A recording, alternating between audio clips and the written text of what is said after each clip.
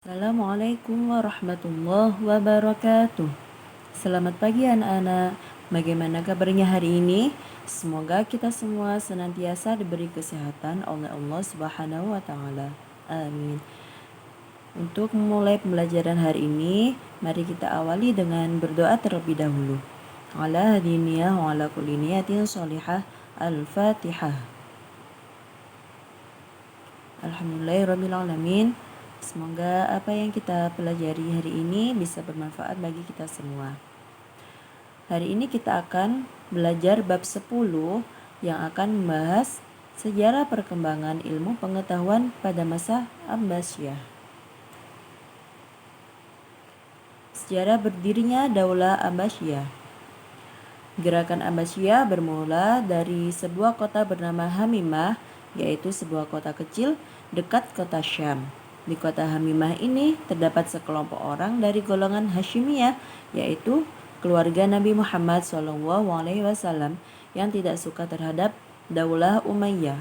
Mereka memiliki tujuan jangka panjang untuk menggulingkan Daulah Umayyah.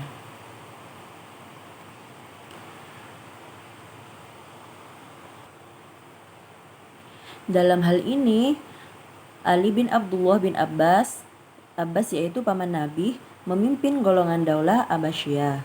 Sedangkan untuk pemimpin gerakannya untuk menggulingkan Daulah Umayyah yaitu dipimpin oleh Muhammad bin Ali. Muhammad bin Ali adalah putra dari Ali bin Abdullah bin Abbas. Muhammad bin Ali dikenal sebagai sosok yang ambisius untuk menggulingkan Daulah Umayyah dan menggantikan dengan Daulah Abbasiyah. Muhammad bin Ali menyusun gerakan dan strategi rahasia yang sudah dimulainya sejak tahun 100 sampai 129 Hijriah atau 718 sampai 746 Masehi. Muhammad bin Ali membagi ke dalam 3 wilayah, yaitu wilayah Hamimah, Kufah, dan Khurasan. Untuk yang Hamimah digunakan Ali untuk pusat perencanaan gerakan.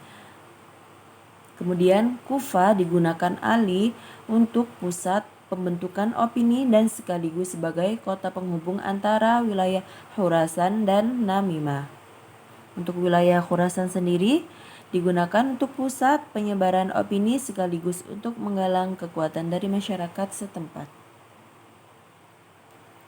Muhammad bin Ali dan kader-kadernya senantiasa menggunakan nama Abbasiyah yang disandarkan kepada Abbas bin Abdul Muthalib, yaitu paman Rasulullah SAW.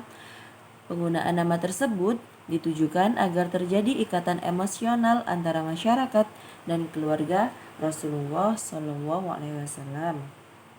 Karena pada saat itu penyebutan nama Abbas bin Abdul Muthalib merupakan hubungan kedekatan dan kecintaan kepada keluarga Rasulullah. Pada tahun 125 Hijriah atau 742 Masehi, Muhammad bin Ali wafat. Sebelumnya, ia telah menyerahkan tugas kepemimpinannya kepada putranya yang bernama Ibrahim bin Muhammad. Di bawah kepemimpinan Ibrahim, gerakan Daulah Abbasiyah semakin besar dan kuat. Ibrahim bin Muhammad memerintahkan kepada panglima yang bernama Abu Muslim Al-Khurasani untuk menyebarkan gerakan pendirian Daulah Abbasiyah di wilayah Khurasan. Nah, gerakan pendirian daulah yang dipimpin Abu Muslim semakin kuat dan luas. Ia berhasil mengalahkan Nasr bin Sayyar yang menjabat sebagai gubernur daerah Daulah Umayyah di Khurasan. Setelah itu, kota Khurasan di bawah kekuasaan Abu Muslim pada tahun 130 Hijriah atau 747 Masehi. Abu Muslim berhasil merebut dan menguasai Kufah di Irak pada tahun 132 Hijriah atau 749 Masehi. Ia berhasil merebut dari tangan Khalifah Yazid bin Umar bin Fuhairah yang menjabat sebagai gubernur Daulah Umayyah di Irak. Abu Muslim dan pengikutnya sepakat mengangkat Abdul Abbas As-Saffah, yaitu saudara kandung Ibrahim bin Muhammad, sebagai khalifah pertama Daulah Abbasiyah di Irak.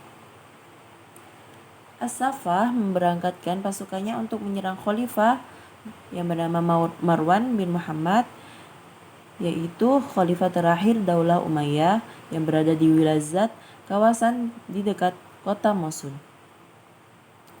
Dan akhirnya pasukan Abdul Abbas As-Safah berhasil mengalahkan khalifah Marwan dan pasukannya. Setelah itu pemerintahan dan kekuasaan berpindah ke tangan Daulah Abbasiyah. Kemudian perkembangan ilmu pengetahuan pada masa Abbasiyah. Daulah Abbasiyah berpusat di Baghdad, Irak, abad ke-8 Masehi, yang dipimpin oleh Harun ar-Rasyid. Pada masa kekhalifahan Harun ar-Rasyid, puncak kejayaan baik di bidang ilmu pengetahuan, kesehatan, maupun bidang lain sangatlah berkembang. Khalifah Harun ar-Rasyid memanfaatkan kekayaan negara untuk mendirikan rumah sakit, mendirikan lembaga pendidikan dokter, dan farmasi. Pada saat itu, kurang lebih 800 dokter yang sudah ahli dalam bidang pengobatan. Ilmu pengetahuan pada masa itu mengalami puncak kejayaan baik di bidang ilmu pengetahuan, kesehatan, maupun di bidang yang lain. Setelah Harun ar-Rasyid wafat, digantikan oleh Al-Ma'mun, yaitu putra Harun ar-Rasyid sekaligus penggantinya. Khalifah ini sangat cinta kepada ilmu filsafat. Ia pada masa kekhalifahan Al-Ma'mun ini penerjemahan buku-buku asing digalakkan, bahkan ia menggaji penerjemah dari golongan Kristen dan agama lain yang ahli, kemudian mendirikan sekolah, dan yang paling terpenting, salah satu karya besarnya adalah pembangunan Baitul Hikmah sebagai pusat penerjemahan yang berfungsi sebagai perguruan tinggi dengan perpustakaan yang besar. Lembaga pendidikan yang ada pada masa Daulah Abbasiyah dibagi menjadi dua, yaitu maktab dan masjid. Maktab digunakan sebagai tempat belajar bacaan, hitungan, dan tulisan, sekaligus tempat pemuda belajar dasar-dasar ilmu agama seperti ilmu tafsir, ilmu hadis, fikih, dan bahasa Arab. Tingkat pendalaman yaitu untuk pelajar yang ingin memperdalam ilmunya, dan untuk anak penguasa, pendidikan bisa berlangsung di istana dengan memanggil para ulama atau para ahli di bidangnya. Lembaga-lembaga ini terus berkembang sampai akademi dan universitas. Di tempat ini orang dapat belajar, membaca, menulis karya ilmiah, dan berdiskusi. Perkembangan lembaga sampai universitas ini menunjukkan terjadinya perkembangan dan kemajuan ilmu pengetahuan pada waktu itu. Bahasa Arab pun menjadi bahasa administrasi dan bahasa resmi pemerintahan. Sekian penjelasan dari Ibu. Untuk tugasnya, kalian merangkum sejarah berdirinya Daulah Abbasiyah. Ditulis di buku tulis, kemudian diupload di link yang sudah tersedia. Selamat mengerjakan, tetap jaga kesehatan. Saya akhiri. Assalamualaikum warahmatullahi wabarakatuh.